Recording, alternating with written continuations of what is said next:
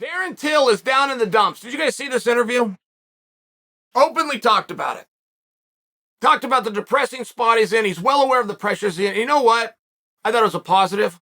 I really did. I was happy to see it. Darren's fight with Jack Hermansson, I mean, we're splitting hairs here. We're to predict that. I mean, you got a split decision going on. You got a 29-20. Like, this thing's going to be close from Jump Street. But now that I read how down Darren is and the pressures that he's up against and that he's well aware of, it starts to tip it towards him. I've seen the house on fire for Darren Till. His debut in front of you guys was a main event against Cowboy Cerrone where he was supposed to go and get stomped. Like, he does some of his best work when things aren't going well. His single greatest win and best performance was over Kelvin Gastelum at Madison Square Garden, an event that he flew into from across the pond one day before, completely jet-lagged. At a new weight class against the number one contender who gave Adesanya his hardest work. I mean, right, it was a hard fight. Darren found a way. So I thought this was a real positive, that he's in this terrible spot. But I was also glad that he's aware, because he is in a tough position. Darren Till is very popular. He gets a lot of media. He gets a lot of your attention.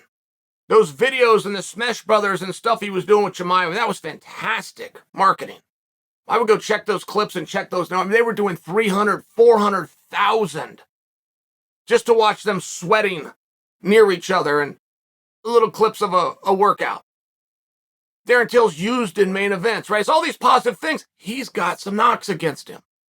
He's at the weight class he has to be at. For a minute there, it looked like he was going to be back and forth. He's not back and forth. He can't get to 170 again. So he's in a weight class. He's boxed in here at 185. He's one of the best guys. He can go with everybody. It's not how the sport works. What's your record? How many did you win in your last 3? How'd your last fight go? What's your record in the last fight? Right? I mean, this is how it works. They're not going to go and look and forgive him.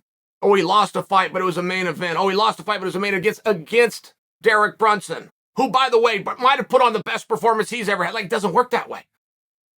What is your record? That's going to reflect the placement on your card. You're going to juxtapose that against what we're paying you in a contract, and then we're going to start to decide, can I have a guy at this placement on the card making this kind of money, right? You can be a victim of your own success. I will argue that Ronda Rousey had to leave the sport over it.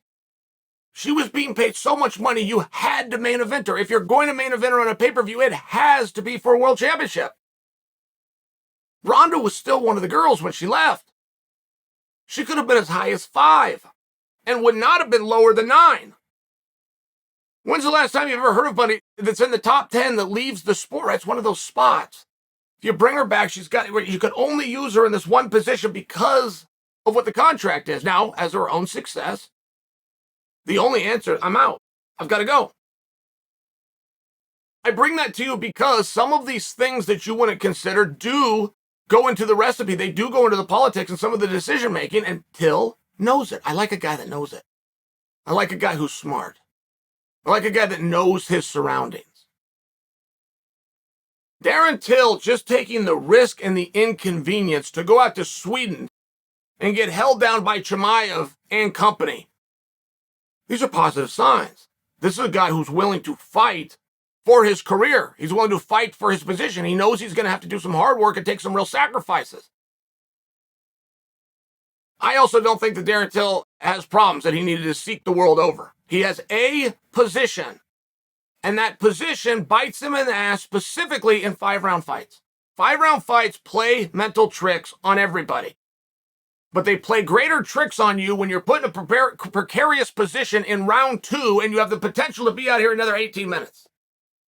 Those things just aren't going to happen to him. It's in a very good spot having this 3-round fight. Jack is a nightmare of an opponent. For a guy in Darren who openly says, hey, I got to work on some of my grappling. I'm changing my life. I'm changing my partners. I'm changing my surroundings to get stronger in this area. And then they go put him with a great grappler. I mean, it's a tough night. It really is. Very hard match. And Darren's aware of it and he's talking about it. I'm just bringing this to your attention. If you want to do something nice, maybe give a little support to Till. But that's a hard spot. When you are insecure, when you are worried, when you feel that you're vulnerable, but on the outside you must always be laughing, you must always have a quick wit, you're in the tough guy business, there's an image that you have to give, but you have another voice inside, it becomes an act. And when you're performing and putting on an act, it becomes exhausting. Darren Till's tired. I'm sharing this with you. I've been exactly in his shoes. I know exactly how he's feeling. Now he's going to have to perform. At the end of the day, nobody's going to care. How did you feel? Emotions are fake, guys. I talk to you about this all the time. People will say that he looks scared. There'll be a press conference and he looks scared. Gives a goddamn if he's scared. Do you think there's anything within the rules that the judge has to grade you down because you were scared, or the judge can give a 10-9 round to the other guy because he looked confident? Nothing to do with anything. Does not matter how you feel.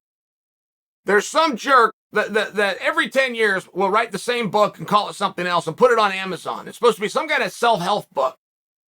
It's all about you feeling good. People love to say this sport is 80% mental and 20% physical. But we spend 80% of the time on the physical and only 20% on the mental. If you can overcome the mental, shut up. It's none of those things. It is physical. It is how are you training, not what are you thinking. It is what are you doing, not how are you feeling. The whole world used to operate on a gold standard known as reality. Our world now has a different standard, which is emotion. How did it make you feel? How do you feel? I can tell you one place it doesn't matter is under the unified rules with the 10-9 must system. I touch you more times than you touch me, whether I feel good about it or not. There is a place for emotion. There is a place for those feelings when you need to dig deep and persevere. If those emotions can get the better of you, it does not freeze you up, as announcers love to tell the audience. Most of the announcers that are covering it had never done the sport to start with. So they heard that. They probably read the book that the guy put on Amazon trying to sell for $10. They believe that it's not true.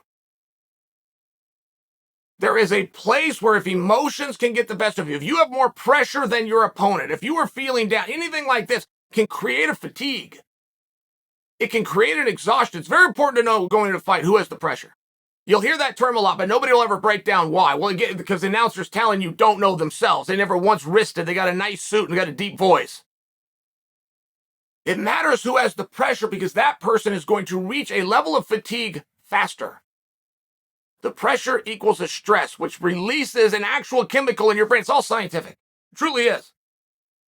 So the more carefree you can be, the more careless you can be. And that means to care less than him. If you can do it, you are at an advantage. That's true. But I've just stated what it is for you. The other guy will reach a level of exhaustion prior to you. Can you both push through it? Does it not even matter? Fine. It's all part of it.